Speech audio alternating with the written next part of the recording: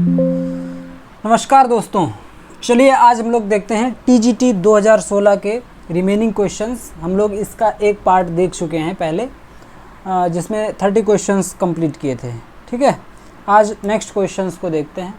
पहला क्वेश्चन आपकी स्क्रीन पर है।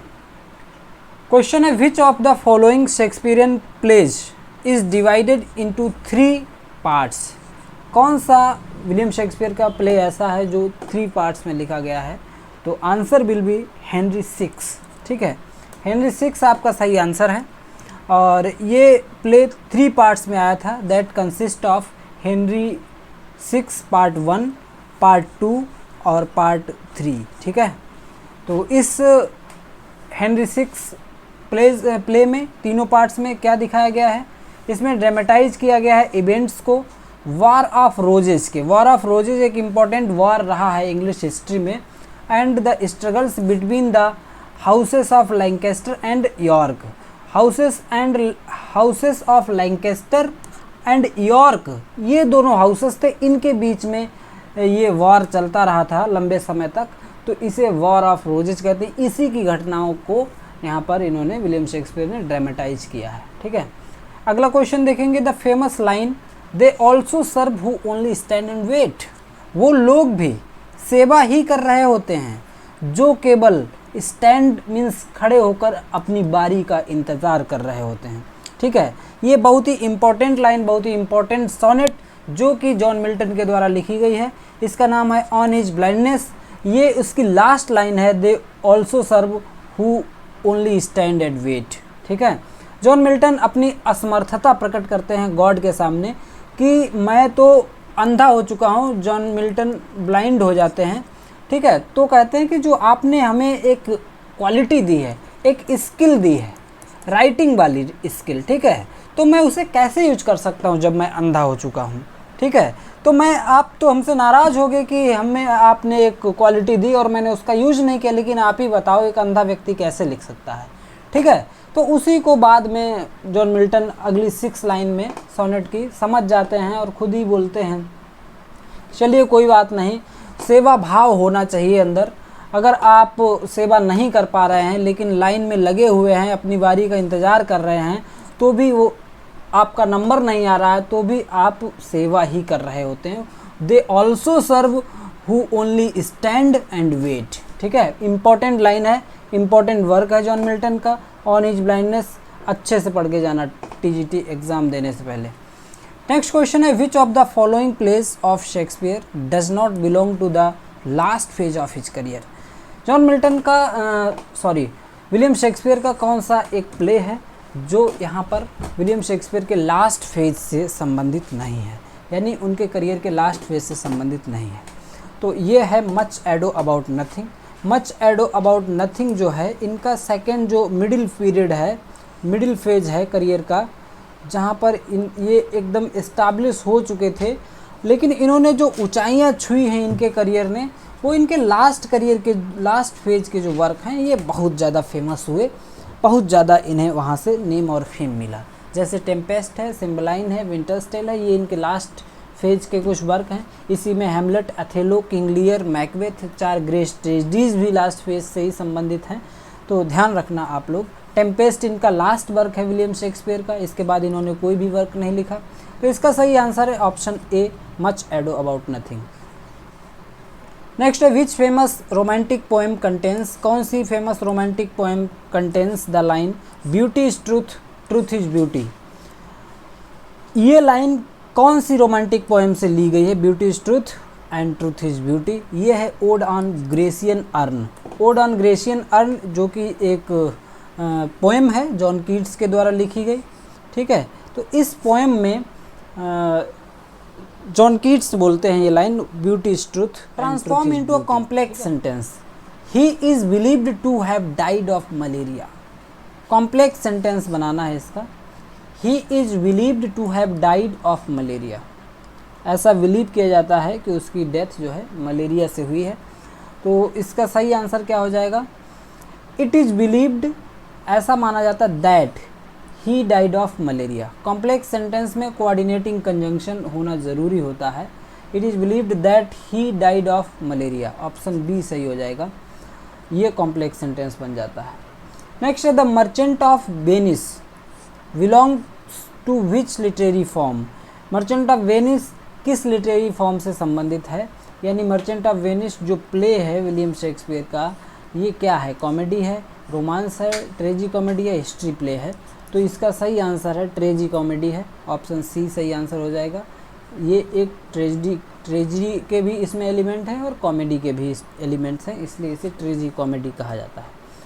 अगला क्वेश्चन है what is the dominant theme of Shakespeare's King Lear. William Shakespeare का प्ले किंग लियर, इसका डोमिनेंट थीम क्या है, तो इसका डोमिनेंट थीम है जेलसी है या एम्बिशन है या रिवेंज है, ये है फिलियल इनग्रेटिट्यूड। किंग लियर के जो बच्चे थे वो इनग्रेटिट्यूड रखते थे उसके प्रति, मीन्स उसके प्रति क्या बोलते हैं हिंदी में शब्द क्या होना चाहिए, ग्रेटिट्यूड ही समझो, इंग्लिश वाला ज़्यादा अच्छा है। फिलियल इनग्रेटिट्यूड मीन्स ग्रेटिट्यूड नहीं रखते थे अपने पिता के प्रति, ठीक है। फिलियल शब्द होता है बच्चों से संबंधित, फिलियल एक्टिविटी का मतलब बचकाने काम, तो फिलियल का मतलब बच्चों से संबंधित। तो किंग लियर की जो डोमिनेंट थीम है वो यही है, फिलियल इनग्रेटिट्यूड। 3 लड़कियां हैं किंग लियर के, कौन कौन सी हैं कमेंट बॉक्स में लिखें। अगला क्वेश्चन है which of the following characters does not appear in Hamlet. Hamlet play में कौन सा कैरेक्टर नहीं है, ऑफिलिया है जो कि विलव्ड है प्रिंस हैमलेट की, क्लॉडियस जो कि चाचा है और नया राजा भी है डेनमार्क का, पोलोनियस जो कि एक दरबारी है, क्लॉडियस का साथ देता है, और कैसियो यहाँ पे कोई कैरेक्टर नहीं है, ठीक है। कैसियो अथेलो जो आपकी ट्रेजेडी है, अथेलो से ये कैरेक्टर है, ऑप्शन डी सही आंसर हो जाएगा आपका। अगला क्वेश्चन है fill in the blank, can the doctor cure him asthma. Cure of होना चाहिए, किसी भी बीमारी का इलाज के लिए क्योर ऑफ सही आंसर होता है, ऑप्शन ए, ठीक है, option A cure of. Next question है you can not prevent me. Prevent के साथ जो प्रीपोजिशन आता है वो हमेशा फ्रॉम आना चाहिए, prevent from, option C answer हो जाएगा। You can not prevent me from working, you can not prevent me from working. Next question है they have not seen him last month. They have not देखो है, have not seen him, कब से नहीं देखा, एक फिक्स टाइम है last month, तो since last month, option C हो जाएगा। पॉइंट ऑफ टाइम है, पॉइंट ऑफ टाइम बताने के लिए सिंस का यूज करते हैं। Your behaviour does not admit, admit के साथ आपको लगाना पड़ता है ऑफ, ये कुछ फिक्स प्रीपोजिशन होते हैं, एडमिट ऑफ एनी एक्सक्यूज। आपका बिहेवियर किसी भी बहाना सुनने के लायक नहीं है, ठीक है, एडमिट ऑफ एनी एक्सक्यूज। अगला क्वेश्चन है which of the following poems was not written by John Milton. Important question है ये। On his blindness John Milton की सोनेट है, एल एलेग्रो और इल पेंसरोसो ये दोनों ही जुड़वा पोएम हैं जॉन मिल्टन की, और ट्रू लव जॉन मिल्टन के द्वारा नहीं लिखी गई है। ट्रू लव जो है आपका विलियम शेक्सपियर की सोनेट आप कह सकते हैं, इसे ट्रू लव के बारे में बताया गया है। डज नॉट एडमिट इम्पेडिमेंट्स, है ना, याद करो पूरी सोनेट। यूबिक्वेटस, यूबिक्वेटस का मतलब क्या होता है, all powerful, too much assertive, loyal and sincere, seeming to be everywhere at the same time. यत्र तत्र सर्वत्र जो हर जगह है एक ही समय पर, उसे यूबिक्वेटस कहते हैं, ठीक है। Seeming to be everywhere at the same time, सही आंसर है ऑप्शन डी, ठीक है। यूबिक्वेटस refers to something that is present everywhere simultaneously। simultaneously का मतलब एक ही साथ, यहाँ भी हैं और वहाँ भी है और वहाँ भी हैं, ऐसे व्यक्ति को यूबिक्वेटस कह सकते हैं, या ऐसी स्थिति को। जो भी लोग क्लास को अभी तक लाइक नहीं किए, लाइक ज़रूर कर दें, और जो नए हैं चैनल को सब्सक्राइब ज़रूर कर लें इसी तरीके की शानदार क्लासेस को वॉच करने के लिए। नेक्स्ट इम्पॉर्टेंट क्वेश्चन है अनएनवाइएबल मीन्स, अनएनवाइएबल का मतलब क्या होता है, अराउजिंग एनवी, डिफ़िकल्ट और unpleasant, that which is not accessible, something that is not unavoidable. तो अनएनवाइएबल का मतलब होता है डिफ़िकल्ट या कोई अनप्लीजेंट स्थिति जिसे हम अवॉइड करना चाहते हैं, ठीक है। अनएनवाइएबल डिस्क्राइब अ सिचुएशन, एक ऐसी स्थिति that one would not want, जिसे कोई भी व्यक्ति चाहता नहीं कि ऐसी स्थिति बने, ड्यू टू इट्स चैलेंजेस, या तो उसमें बहुत कठिनाई होती है या फिर वो सुखद नहीं होती, अनप्लीजेंट होती है, ठीक है, ऑप्शन बी सही आंसर है। इनकम्बेंसी, इनकम्बेंसी का मतलब क्या होता है, state of being in a privileged condition, protection against financial loss, an official position or the duration of holding it, a period counted for pension purpose.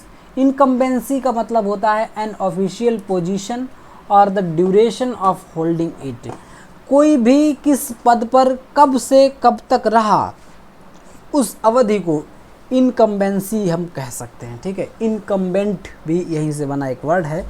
Incumbency refers to the period during which someone hold a position of authority. ठीक है, इसका एक example है, hundreds of new jobs were created during her incumbency.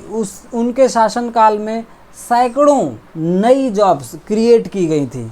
ठीक है, तो incumbency का मतलब उनके टाइम पर, उनके पीरियड में, उनके समय में। ठीक है, तो इनकम्बेंसी, आई होप कि ये बात क्लियर हो गई।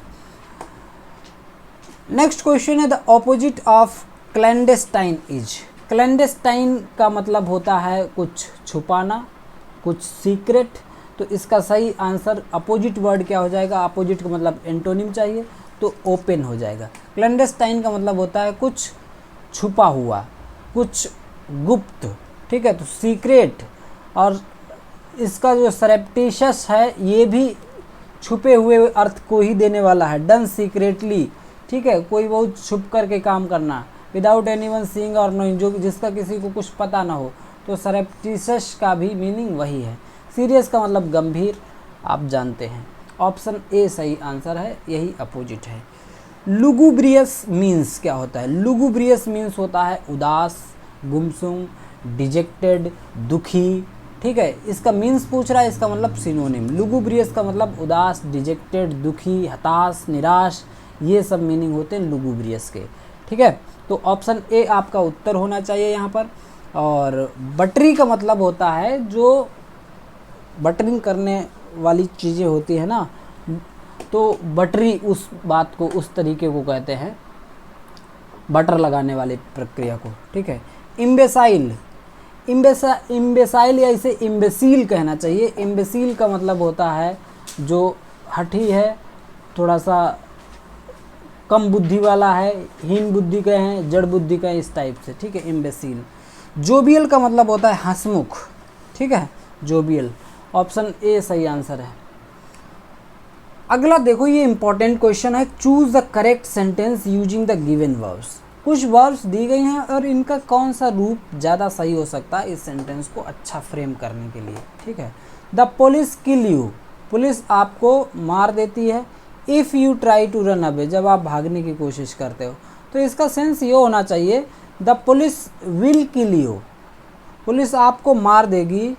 If you try to run away, अगर आपने भागने की कोशिश की। ठीक है, तो जो इफ़ क्लॉज है ये आपका प्रेजेंट में रहती है, सिंपल प्रेजेंट में रहती है, प्रेजेंट इंडेफिनिट में रहती है। If is followed by simple present tense and the main clause takes will, उसके बाद वेस फॉर्म होती है वर्ब की, यानी विल के बाद में first form will kill. The police will kill you if you try to run away. ठीक है, ऑप्शन बी सही आंसर है। नेक्स्ट क्वेश्चन है सेम पैटर्न पर, be there situation be different. Be there अब यहाँ पे दिया है इफ़ के साथ, इफ़ हो सकता है या if I had been there. देखो, इफ़ आई हैड बीन दिया है तो यहाँ पे सिचुएशन वाज नहीं हो सकता, सिचुएशन वुड हैव बीन होना चाहिए था, तो ये सेंटेंस सही हो जाता है, इसलिए ये गलत है। If I was there situation was different, तो इफ़ आई वर देयर, मैं वहाँ पर हूँ नहीं लेकिन उम्मीद करता अगर मैं वहाँ होता। हाइपोथेटिकल सिचुएशन में यहाँ पे वाज ना यूज करके हम लोग वर यूज करें तो ज़्यादा सही होता है, इसलिए ये भी ऑप्शन गलत है। हैड आई बीन देयर, ये एकदम अच्छी और सटीक इक्वेशन है, सटीक एक्सप्रेशन है। हैड आई बीन देयर, यदि मैं वहाँ होता, the situation would have been different, तो सिचुएशन कुछ अलग ही होती। हैड आई बीन देयर, ठीक है, ये एक्सप्रेशन होती है, आप लोग इसे नोट करके रखें। हैड आई बीन, यहाँ पर आई हैड बीन देयर नहीं हो सकता, ये गलत थोड़ा होता। ठीक है, ये हैड आई बीन देयर वाला सिचुएशन आप नोट कर लें, और इधर आपका अगर यहाँ हैड बीन है तो यहाँ वुड हैव बीन होता है, ये बात भी ध्यान रखें। ऑप्शन सी सही आंसर है। ठीक है, ये थर्ड कंडीशनल सेंटेंस इसे बोला जाता है। ठीक है, अगर हैड के साथ पास्ट पार्टिसिपल आ रहा है, हैड बीन आ रहा है, तो इधर पर वुड हैव के साथ में पास्ट पार्टिसिपल आएगा, वुड हैव बीन आएगा। ठीक है, option C. Choose the correct conditional sentence. If I we God I eliminate all suffering. अगर मैं भगवान होता, अगर मैं ईश्वर होता, अगर मैं खुदा होता तो सारे कष्ट दूर कर देता। तो हो नहीं ना, आप सोच रहे हो, इमेजिनरी जो सेंटेंस बन रहा है, हाइपोथेटिकल, एक परिकल्पना है ये।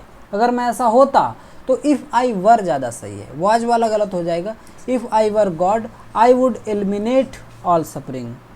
ठीक है, तो option B.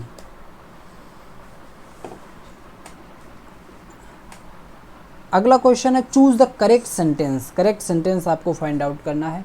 I wished that you had been right. I wish that you were right. I wish that you will be right. I may wish that you be right. तो ऑप्शन बी इसका सही है। I wish, मैं ऐसी आशा करता हूँ, that you were right, कि आप सही निकलो, आप सही हो, जैसे कि आप सही थे। ठीक है, अब हाइपोथेटिकल सिचुएशन ही बन रही है कि मैं ऐसी उम्मीद करता हूँ कि आप सही निकलो, मैं ऐसी उम्मीद करता हूँ कि आप सही हो जाओ। तो ऐसी कंडीशन में हाइपोथेटिकल है, तो विश यहाँ पे यू वर वाला ज़्यादा सही है। यू वॉज वाला, हैड बीन, विल बी, ये सभी गलत हो जाएंगे। ऑप्शन बी सही आंसर हो जाएगा। इम्पॉर्टेंट पार्ट है टीजीटी एग्ज़ाम के लिए ये वाला। ठीक है, पैसेज से रिलेटेड क्वेश्चंस आते हैं जिन्हें हमें बहुत पेशेंस के साथ करना होता है। इसमें ज़रा सी भी जल्दबाजी हमें क्वेश्चंस गलत करा देती है, जो कि बहुत ही इजी नंबर होते हैं लाने के लिए। ठीक है, क्वेश्चन पेपर में जो आपका 2016 में ये पैसेज दिया गया, 54 से लेकर 58 तक आपको सॉल्यूशन देने हैं इसी पैसेज को पढ़ करके। ठीक है, चलिए एक बार पढ़ लेते हैं। वैसे इसका तरीका आपको मैं ये बता रहा हूँ, जब आपके पास क्वेश्चन पेपर हो तो सबसे अच्छा तरीका ये है कि सबसे पहले इसके आप क्वेश्चंस को देखें। 1 2 3 4 जो भी क्वेश्चंस दिए हैं, इस पैसेज को पढ़ने से पहले एक बार क्वेश्चंस पर नज़र डाल लें। उन्हें याद नहीं करना है, सरसरी निगाह डाल लेनी है। उससे क्या होगा कि आपके दिमाग में ये रहेगा कि हमें इस पैसेज से, इस पूरे पैसेज से ढूंढना क्या है।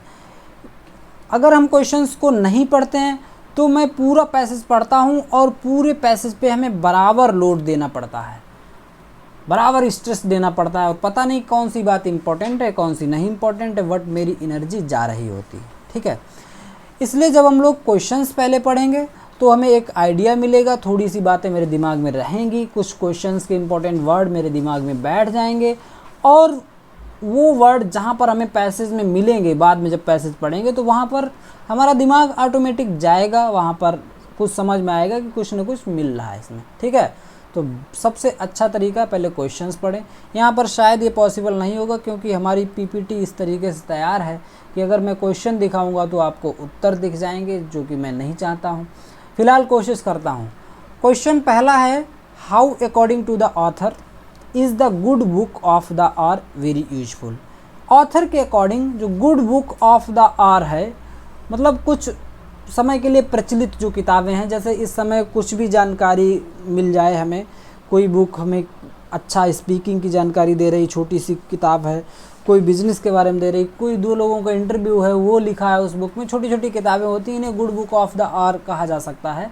वैसे पुराने मेडिएवल पीरियड में good book of the hour थोड़ा क्रिश्चियन रिलीजन से जुड़ी हुई है। ठीक है, लेकिन यहाँ पर वो सेंस नहीं है इस क्वेश्चन में। तो according to author is the good book of the hour very useful.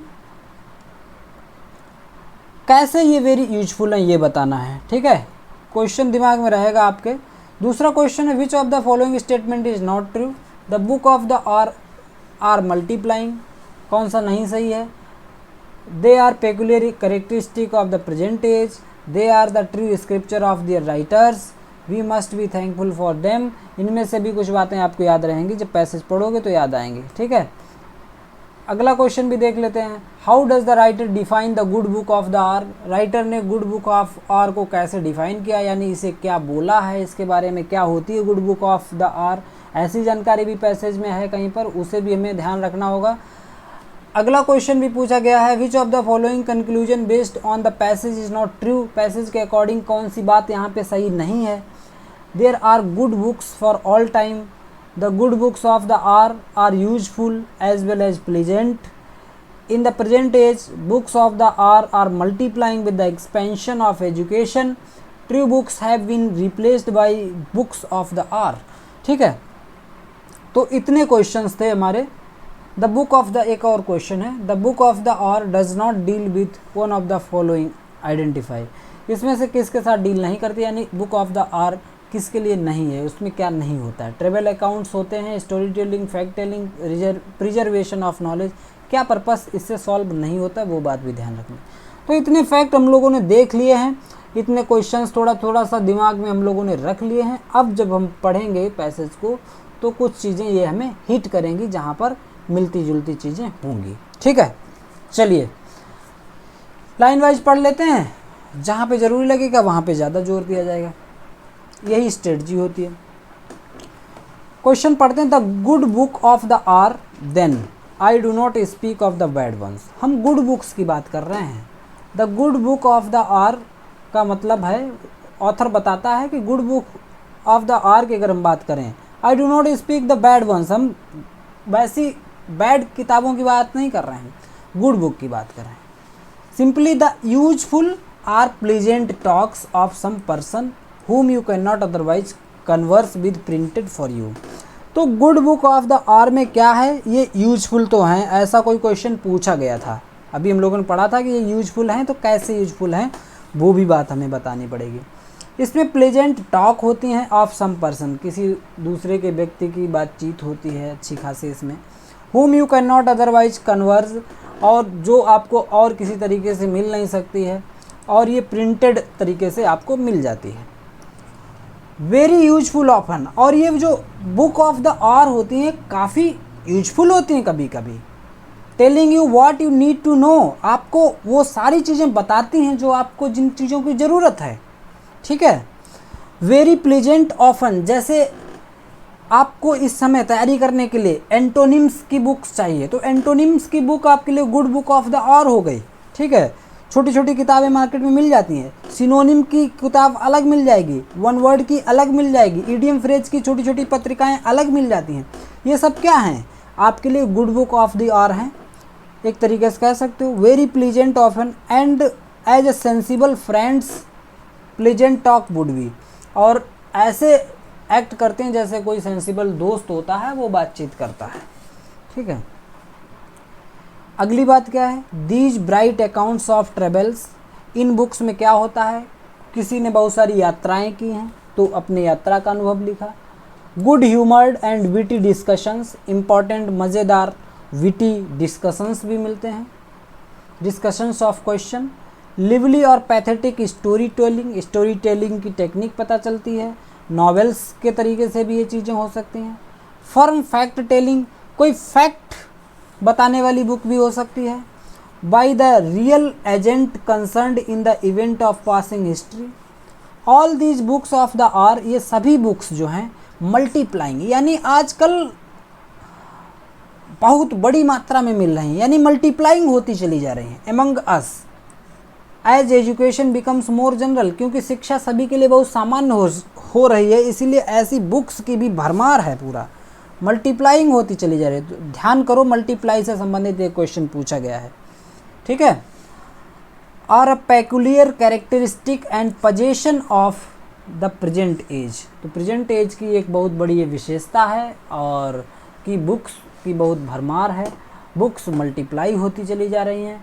Next है we ought to be entirely thankful for them, और ऐसी good books of the hour के लिए हमें बहुत ही थैंकफुल रहना चाहिए। And entirely ashamed of our self, और हमें उन पर बहुत ज़्यादा शर्म भी करनी चाहिए। ठीक है, दोनों बातें हैं, एक तो थैंकफुल भी होना चाहिए ऐसी किताबों के लिए, और entirely ashamed of our self, और अपने आप पे शर्म भी आनी चाहिए if we make no good use of them, अगर हम इन बुक्स का अच्छा यूज नहीं करते हैं तो, ठीक है। What we make the worst possible use, लेकिन सबसे जो इनका गलत यूज होगा इन बुक्स का वो क्या होगा, if we allow them to usurp the place of true books, अगर हम इन बुक ऑफ द आर को ट्रू बुक्स की तरह मान लेंगे, वास्तविक बुक्स जो होती हैं अगर उनका स्थान दे देंगे तो ये बहुत बड़ा गलत हो जाएगा, ठीक है। फॉर स्ट्रिक्टली स्पीकिंग, क्योंकि बहुत स्ट्रिक्ट शब्दों में कहें, they are not books at all, वो बुक्स हैं ही नहीं जिन्हें हम गुड बुक्स ऑफ आर कहते हैं। छोटे छोटे टॉपिक पर, छोटी छोटी बातों पर किताबें मिल जाती हैं, वो they are not books at all, ये बुक्स नहीं है वास्तव में, बट मेयरली लेटर्स, इन्हें हम लेटर्स कह सकते हैं, या ये एक तरीके से न्यूज़पेपर्स हैं इन गुड प्रिंट, जो कि अच्छी प्रिंट में छपे हुए होते हैं। आई होप कि ये पैसेज आपको पूरी तरह से समझ आ गया है। अब क्वेश्चन पढ़ेंगे, उनके आंसर होते जाएंगे, बिल्कुल बैक होकर के हमें पैसेज को देखना नहीं पड़ेगा, ठीक है। इसी तरीके से आप लोग भी एग्ज़ाम हॉल में पहले एक बार क्वेश्चन देख लो, क्वेश्चन दिमाग में बैठ जाएंगे एक बार पढ़ने में, उसके बाद आप पैसेज को पढ़ें, पैसेज को पढ़ने के बाद फिर से क्वेश्चन पर आएँ, तब उसका आंसर करें। चलिए देखते हैं ये स्ट्रेटजी सक्सेस है या नहीं।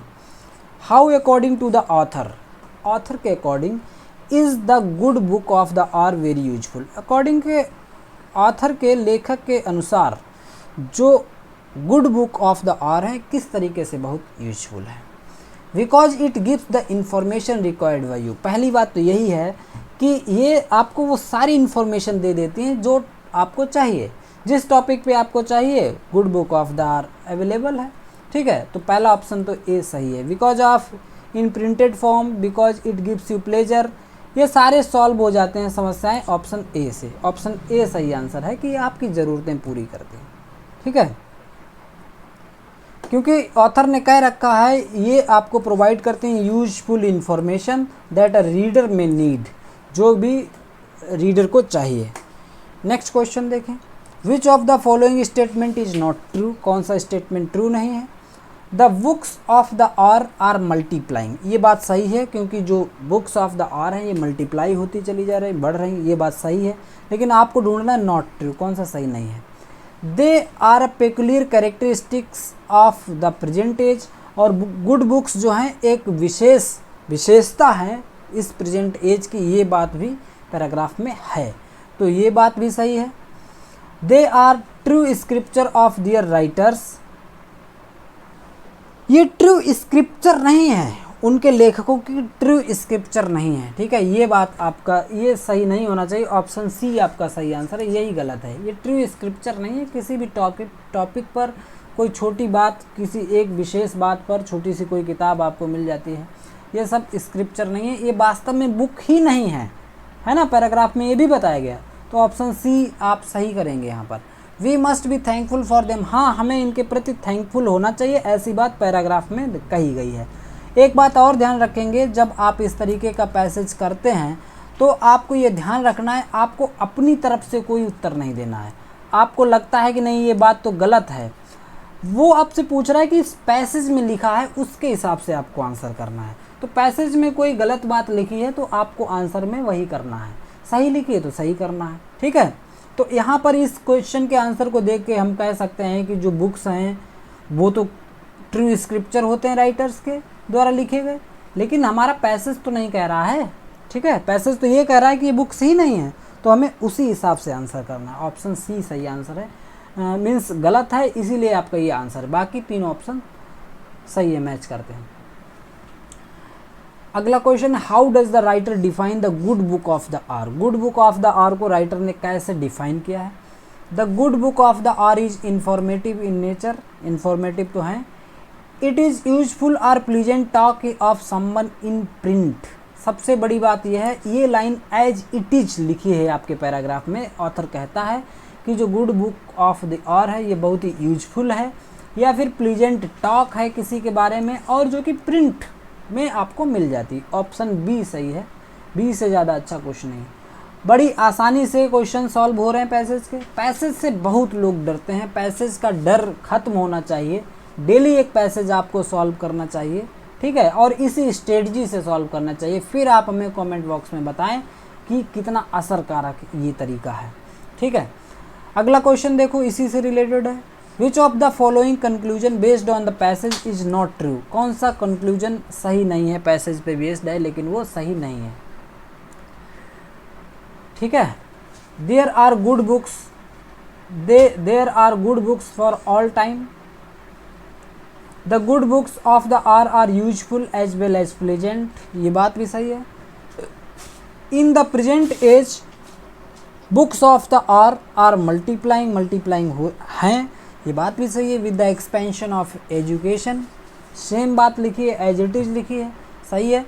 True books have been replaced by books of the hour, true books को रिप्लेस नहीं किया गया है, ट्रू बुक्स को रिप्लेस नहीं कर सकती हैं बुक्स ऑफ द आर, ये बात पैसेज में कही गई है। ठीक है, तो true books have been replaced by the books of the hour, ये बात ही सच नहीं है और यही आपका आंसर हो जाएगा, आंसर नंबर डी। ठीक है, ऑथर ने आपको पहले से ही चेतावनी दे रखी है, allowing books of the hour to replace classic literature. Books of the hour, इन्हें आप क्लासिक लिटरेचर थोड़ी मान लोगे। ठीक है, ये नहीं मानना है, आपके ऑथर ने कहा है, ऑप्शन डी सही उत्तर है। नेक्स्ट है, the book of the hour does not deal with one of the following, किससे डील नहीं करती है, यानी कौन सी चीज़ इसमें नहीं है। बुक ऑफ द आर में ट्रेवल अकाउंट्स होते हैं लोगों के, स्टोरी टेलिंग होती है, फैक्ट टेलिंग होती है, प्रिजर्वेशन ऑफ नॉलेज ये उद्देश्य नहीं है बुक ऑफ द आर का, ऑप्शन डी सही है। मीन्स यही आपका उत्तर है, बाकी तीनों बातें सही हैं। ठीक है, जो नहीं सही है वो आपको पता होना चाहिए। Choose the word closest in meaning, closest in meaning to the given word. Moderate, moderate का मतलब ये होता है बीच का रास्ता, मध्यम मार्ग। तो नॉट एक्सट्रीम, जो बहुत ज़्यादा एक्सट्रीम नहीं, एक्सट्रीमिस्ट नहीं है, कट्टर नहीं है, वही मॉडरेट। ठीक है, तो क्लोजेस्ट मीनिंग मॉडरेट का वही है, जो मॉडरेट है वो एक्सट्रीम नहीं, not extreme means moderate. Compromising भी मॉडरेट ही एक तरीके से है, कॉम्प्रोमाइज़ करना। ठीक है, समझौतावादी थोड़ा सा। आइडियलिस्टिक का मतलब आदर्शवादी।